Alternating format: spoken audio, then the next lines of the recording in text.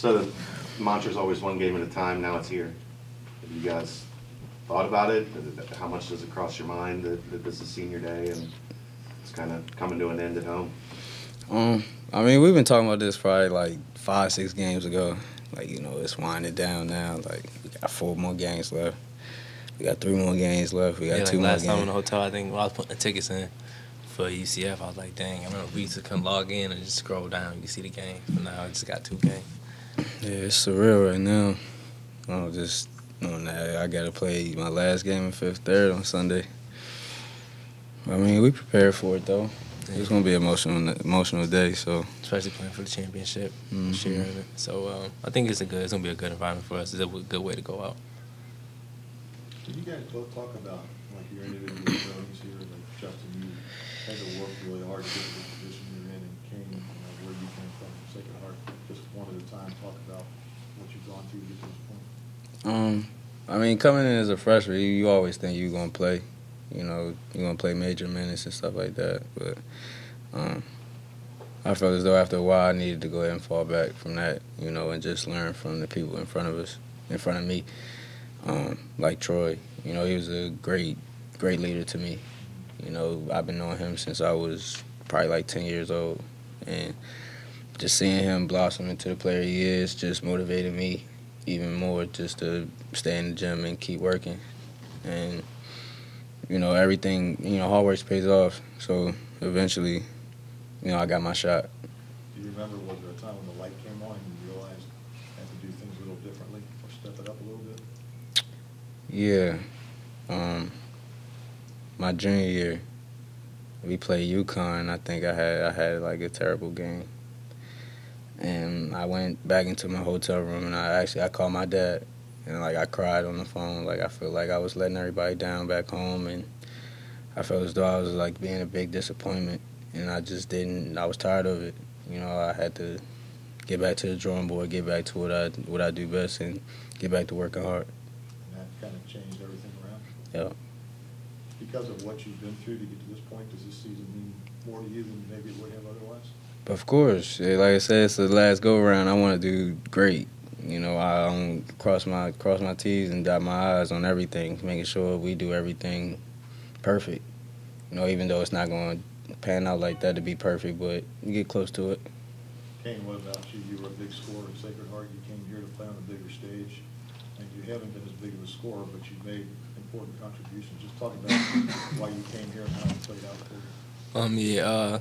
I mean, I knew that coming, whether it was here or any other school, that it was going to decrease. Just stepping up a level, being around other talent. And I wanted that, to be honest. You know, my first 2 years at Sacred Heart was great. You know, I got to accomplish individual goals that everybody wants to accomplish in college, like 1,000 points, player of the year, and in conference.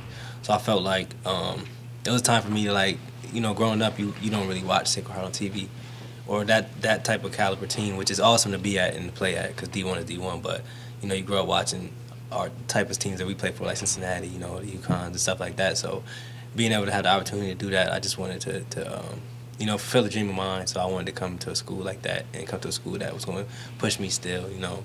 And, of course, I wanted to start and score 20 a game, but it wasn't realistic when I got here. So you just had to find a way to contribute, and I felt like my 3 years here, it helped me become more of a man and to just going through certain obstacles and having to find myself again after like being so big at one school and then coming to another school. And stuff like that has helped me, and I just feel like this year and last year has been like two good years of my life, and I'm gonna always remember that. Was there a turning point for you? Was there a point when you realized, you said you knew that when you came here that you wouldn't be that big of a scorer, but was there a game or a time in your stay here where you realized, I don't know, this is going to be a lot different than where I came from, because I'm not going to be the guy anymore? Was that an adjustment? No, not really that part, because I was kind of the same situation in high school. Like my public school, I was a big scorer, and then I went to prep school, so it was kind of the same situation. Yeah. Like I didn't start my first year at my prep school, so it was I already was used to the situation. I just had to do it all over again. I guess for both of you guys, you know, usually point guards are pretty close to their head coach. So what has Mick meant to you guys? Everything. I feel like he taught me a valuable lesson. you know, coming here and, you know, thinking that, you know, coming from where I come from, thinking everything is just given to you. Which he never really said that to me, but, you know, he gives off that vibe that, you know, you got to come here, you got to earn it. At the end of the day, that's the biggest key to who I am today as a person and as a player.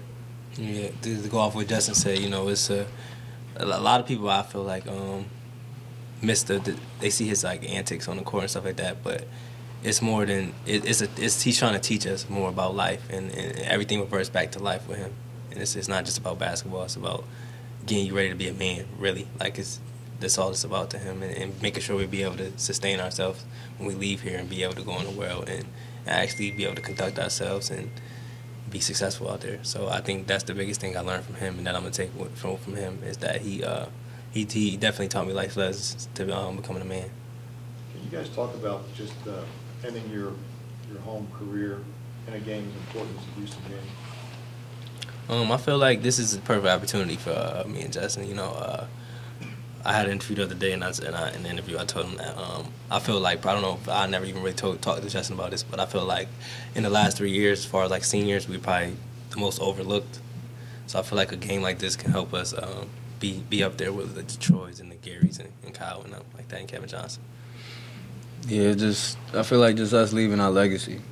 You know, I feel like we, like he said, being overlooked, and you know, we don't mind being the underdogs. You know, we short, so I mean, that's what we go ahead and we come into the situation like that anyway. So we always got that chip on our shoulder. So, what do you have to do to beat these guys that you didn't do first time you played?